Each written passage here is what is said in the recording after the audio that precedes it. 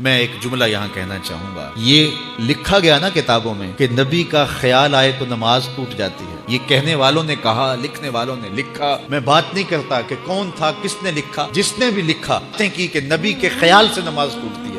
میں ایک ہی بات پوچھتا ہوں، میرے رسول کے خیال میں کون تھا کہ سجدے کو طول دے رہے تھے؟ اور مجھے فتویٰ دو کہ رسول اللہ کی نماز ہوئی ہے یا نہیں ہوئی؟ صاحب اگر نبی کے خیال میں امتی ہو تو نبی کی نماز نہیں ٹوٹتی، تو امتی کے خیال میں نبی ہو تو پھر امتی کی نماز کیسے ٹوٹ سکتی ہے؟